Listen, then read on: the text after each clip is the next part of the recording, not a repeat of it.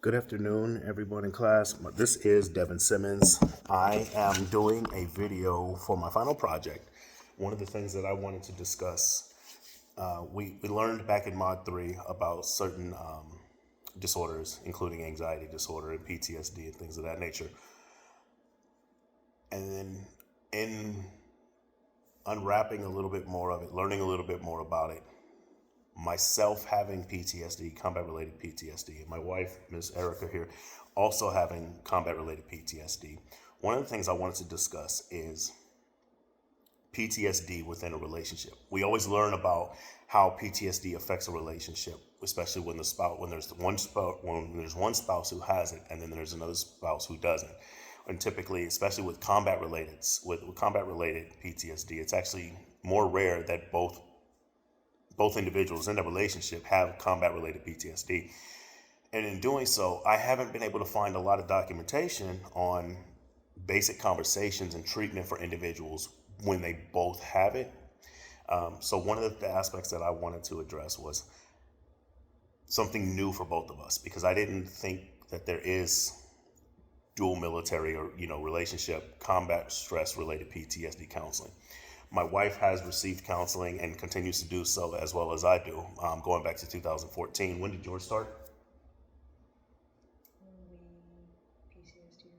Okay, so right around 2015. So our timing was right about the same time. We were both deployed at the same time. That was her fifth deployment. That was my one and only deployment in 2014. And when she got back later in 2014, towards the beginning of 2015, we moved here to Texas, and that's when she began hers. I began mine shortly before we left Virginia in late 2014. But I wanted to address, how do we deal with it, not just as a supporting spouse, but as a spouse dealing with something similar and also being a supporting spouse. So being a patient with PTSD, and living and loving a client with PTSD as well. So that is one of the things that I'm going to be addressing here today. We've had a conversation. We've talked plenty of times about what our PTSD is, but we literally have talked about it in a sense from, this is what I went through in therapy today, and her telling me, hey, this is what I went through in therapy today. And we just discuss it like that. It's never dawned on me for us to have a conversation through the lens of somebody who's learning how to be a psychologist on how to address it as a unit, as individuals, and as a whole, as far as our marriage goes. So with that being said, I've come up with a couple questions that I want us to go over in a conversation. This is very real. This is a conversation, even though we've talked about PTSD before, we've never had it in this sense. So you guys are getting a very real and a very raw version into what it is that we have been dealing with or are dealing with, that maybe we didn't even know we were dealing with, because these are the first time these questions are coming up in the manner in which they are. And just for context, I'm going to be talking from beginning to end. We're going to talk about the events, how we sought care, the diagnosis, treatment, how it affects us in our future. So those are the six questions I wanted to ask. So Erica, what I'm going to ask you, for the sake of brevity and the sake of making this a tolerable video, is that between you and I'll ask the question, you answer the question, and then I'll answer it as well. But the goal here is to keep it between 30 seconds to 45 seconds as far as our response goes. So with that being said, we'll kick it off with the very first question, keeping security measures and stuff still in mind. We'll talk about the events, the origination of the PTSD. So what would you say were your most significant traumatic experiences? Limited to three, up to three. If you only want to give me one, just give me one, but try to remain in that time frame. I would say my first deployment. It was right after the Kosovo War in Bosnia. I was where I was at. I almost died twice. Almost stepped on an IED, and poor motor skills, almost tripped and fell into one. Also got shot at on that deployment. For deployments after that, we were being followed, being chased on the highway, having to do convoy missions in Iraq because of my job. There were other facilities that I had to report to account for people, things of that sort. And also when my husband deployed the same time as myself, and his nature of his job was extremely stressful, because where I was at, we controlled the entire area of responsibility responsibility, and I dealt with casualty and with the nature of his job. It was very, very stressful because I never knew,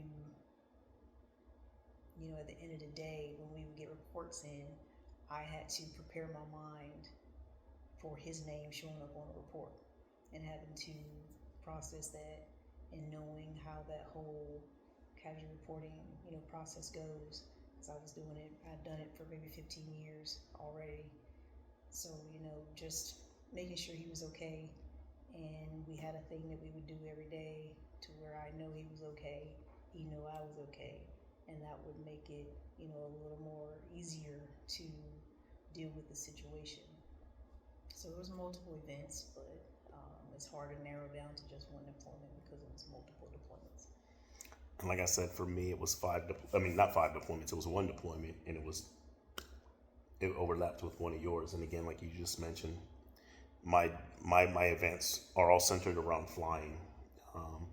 My job was, for lack of better terms, I was targeting Taliban commanders from the air. A lot of my events, out of my 108 combat flights, were centered around either being shot at or trying to have somebody shoot me down, or the planes just nearly crashing multiple times. Hearing brace for impact right around 30 times. Those were very tough and very troubling times as far as my events go. And when I got back, it did lead to plenty of nightmares, and we'll get in here to the diagnosis part here soon. So for me, it was very centric around flying in Afghanistan and the fear of, not the fear, but the probability of being shot down, mechanical errors causing crashes, and then possibly having to shoot my way out of Taliban-rich areas. So that's where a lot of mine comes from. Okay, so second question centered around seeking care. What was it that drove you to seek care? I just knew something was off. They always preach resiliency, and usually I was able to bounce back fairly quickly from previous deployments, but I started to notice that changed. It was harder for me to adjust. Certain behaviors, anger, irritability, insomnia, nightmares, things of that sort, was just more prevalent than what it was previously on other deployments. So, and I even asked you, did I seem off? And you were honest and you said yes. So, that too, on top of the kids, that was what led me to realize that, okay, something is wrong and I can't do it myself. For me, it was a very similar situation. I don't know if I've ever told you this story, but it was while you were still deployed, and I had just gotten the kids, and because, I'd flown back stateside to North Carolina where the kids were staying. And the drive up from North Carolina to Virginia, where we were living at the time, there was a moment in which at the time our kids were 2 and 4. They were just being 2 and 4-year-olds in the back seat, and they were laughing and playing and arguing and doing all the things that 2 and 4-year-olds do. And I remember I was on 95 and I slammed on the brakes and I pulled over and I looked back and I started yelling at the kids, and that's 100% opposite end of my demeanor. And I caught myself in the moment because my daughter started crying and my son looked at me with this look, and it was like the look of, who are you? And from then I said, I'm getting the chills thinking about it, but it was, something's different. I asked people I worked with, hey, what did you go through when you got back? And everybody told me everything I was going through was normal, but for me, it wasn't my normal. So it was that moment. I think I even called you and said, I think I need to go speak with somebody, and the nightmares won't stop, and I'm irritable and things of that nature. But that moment, yelling at the kids in the middle of a freeway, was probably my moment where I decided, just like you, I need to do something, and I don't have the capacity to do it alone. So the next question I have is based on diagnosis. I do know that for you, it took a couple years, and for me as well, for somebody to put a name to what we were dealing with. We kept addressing symptoms. For me, at least, we were addressing symptoms. And I went to many different therapists. I went to clinical psychologists. I went to psychologists. I even went and saw a psychiatrist. And all of them tried to tell me it was just very specialized anxiety. And then I had one therapist that I really, really clicked with. And they put a name to it. And they told me I was dealing with combat related PTSD. Now, for me, what that meant was better care, because we knew exactly what it is that I was suffering with. Whereas before, we were very symptom driven. Okay, well, let's deal with this symptom, but we don't know what your illness is. And for me, it was always like addressing the flu symptoms when there's Theraflu out there. We have something that can cure the flu, but instead of just telling you have the flu, we're going to tell you have a cough. We're going to tell you have a fever. We're going to tell you that your throat itches and stuff like that. So for me, the question is, how important was it for you to have that diagnosis? And this is actually a question I don't think I've ever asked you, but how important was it for you for somebody to say, it's not symptoms of, but you have PTSD? I think I was fortunate. I didn't go through the trail tests that you went through, because mine detailed many years back. And when I would detail certain events or certain situations or certain dreams, um, it directly related to something combat related. So for me, it was easier for them to diagnose me fairly quickly. It probably took more time for me to open up than it actually did for them to actually diagnose me that I had PTSD. So I think for me, my road to that name was easier. I already, in my head, I knew that's what it was. So it wasn't a surprise so much for them to actually name it. So it was just really, okay, I have a name. What's next? Where do we begin with the new normal? Because it's not something that you're per se cured of. You just learn how to process things better and handle things better and live as close to a normal life as you can with what you experience symptom wise. So that for me was the major journey, not more so them giving me a name of what was happening. Okay, and I'm glad you actually mentioned that, because that's actually leading into the next part. And we'll talk briefly, we'll keep this one as brief as possible. But the treatment, what treatments did you try once you had a name to it? What treatments did you try? What worked and what didn't, and why? I tried cognitive behavior therapy, cognitive processing therapy, where we went through all types of stuck points, how to process those stuck points, realize what's real, what isn't,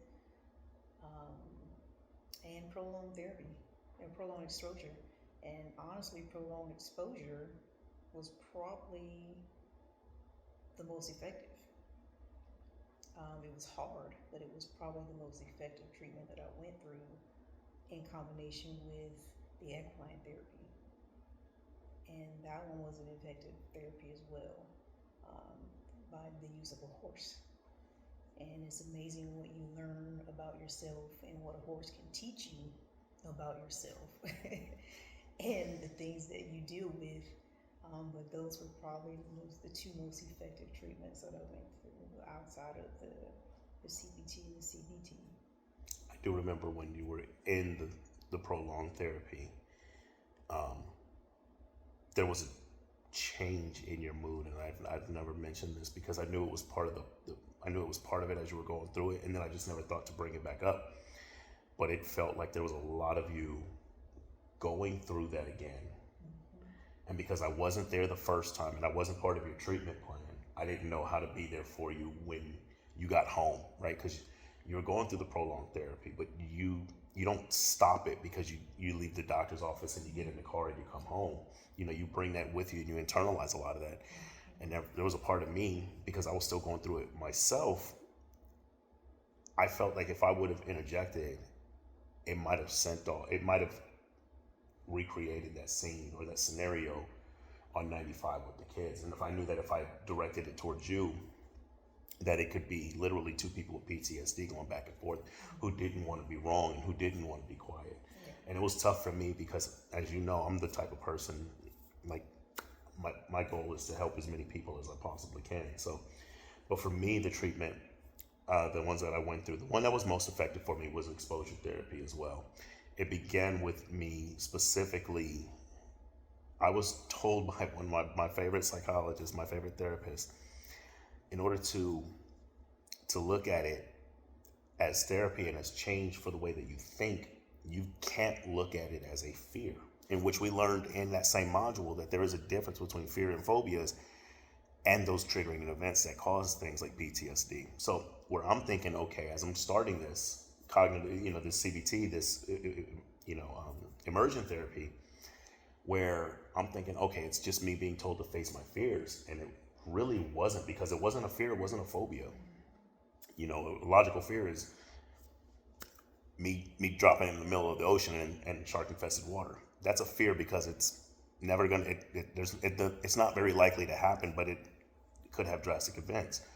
Whereas those events that did take place, they brought me to a certain place that did invoke a response in my body. That was the difference between the fear and the phobia versus the triggering event.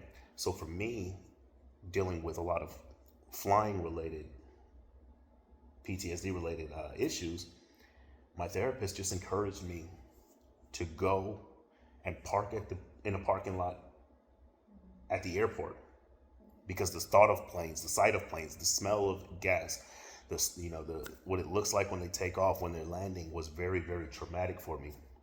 And he said, little by little, just go and start watching planes and listening to planes. You'll see more planes land than you'll ever see fall out of the sky.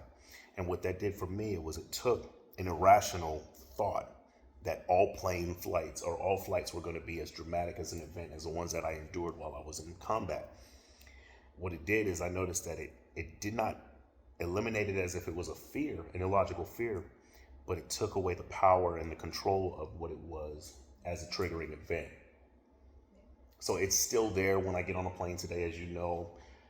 Through the use of medicine and breathing techniques and your support, that I'm able to just endure it, but do so in a way that's less triggering than it was before. Okay, so the last two questions are about us as a couple, we've been married coming up on 19 years. It'll be 19 years in August. The one real quick that I want to ask is, how does the PTSD affect us in our marriage and our family? How would you say that we didn't let it affect our family or marriage? I mean, even though there were times where it did, but I would say it's because we didn't shy away from it. Some people have the stigma of anything mental health related. People have that negative connotation along with it, and that seeking help is a weakness. And for us, I believe, because we didn't shy away from it and we tried to do the necessary steps to be better and to process better and to be in the moment and not let those symptoms overtake, us being in the moment or being with the kids. I think in that way, it didn't hurt as much for the kids. And yeah, we had communication struggles because we didn't know how to communicate with each other, with us both dealing with PTSD and separate traumas of how we had PTSD. So we didn't really know how to convey those type of feelings and things, struggles like that to each other. And I think once we went through that therapy together, the couples therapy for PTSD, we were able to better communicate with each other, be more open with what we experienced, look for cues, how to process those cues, to give that person time or let you speak, because that's what you needed and that's how you process. So things of that sort. I believe it made us better. I believe it made us stronger. And our kids can see that there's struggles, but you don't have to let that struggle be a handicap. You can still work with the struggle and build on the struggle to where it's not more so a push pull struggle daily. It's more so, and I wouldn't even say it's not even survival, it's just being able to notice the trigger. It's now instinctual. Exactly. So, I think with that part and us being able to notice that and process that, it's definitely a benefit versus, the negative consequence or a hindrance. I'll agree on that. I think the fact that we were open, I think that first and foremost, our self-awareness and self-actualization probably did us the hugest favor. Us being able to realize in ourselves that something was different before getting to a point where somebody said, "Hey, something about you is off." I think that having that set up was probably the best thing about the negative situation. Because like you said, we didn't shy away from it. We knew that something was different. We got the care that we needed. We did our best to shield our family from the hard part, but then use the tools that we were learning to get better, actually to improve our family. So I do feel like even though there's some bad that came out of it, I still feel like there's a lot more good that came out of it. And with our self-realization, our self-actualization, our understanding of our own selves, and then us as a unit, I think it put us in a position to where we actually gained some tools to strengthen ourselves as individuals, ourselves as a married couple, and then ourselves as a family. All right, now if you can do this in 20 seconds or less, I'm going to ask this last question, and it's about our future. Again, we've been together 22 years and married for coming up on 19. It's been a journey. Knowing all of this, how do we navigate our future? I'm gonna give you like that. Hold this in 20 seconds or less. How do we navigate? Honestly, I just say to keep doing what we're doing because it's working. And if it's not broke, why fix it? So you build on it and you continue to keep pushing and you don't let even the small hiccups, because they do happen. I'm not going to say that those triggers don't happen, still happen, they do. But, with the tools that we learned and together, you're the bounce back is quicker. Yep. So you just build on it and you keep pushing. You don't let that be the crutch to hold you back or take you back and go down a rabbit hole. For the sake of my 20 seconds, I'm going to say everything she said. And then also just understanding that PTSD is a never-ending illness. And as long as we have the mindset and the understanding that we aren't cured of it, but like she said, we have the tools to be able to identify certain triggers and know how to bounce back. The bounce back is often more important than the original arrival. So I think that we have everything we need. And the fact that she matches my goofy, I think we're going to be in a very good place. So I want to thank you, Erica. Thank you to my lovely wife for helping me out with this project. Like I said, it's always insightful to gain some new information about somebody, especially the one you love, the one you love the most, in fact. So in conclusion, like I said, even going through this, I do remember, I actually forgot about what we had to do a VA couples counseling type deal. And it wasn't specifically centered around PTSD, but it did come up a bit. And that's honestly, I think that's a mark of good therapy in some cases, is when you've integrated the tools into your life and you forgot that it was actually part of therapy. So that was actually a really good thing for us.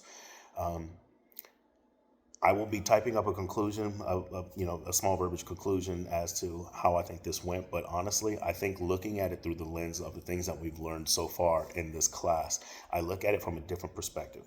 Where I was once looking at it solely as a client or a patient, I now can see things differently from somebody who's hopefully a future provider and has a better understanding when it comes to what other individuals are dealing with, especially within a relationship in which multiple partners have some sort of trauma that they're bringing into it.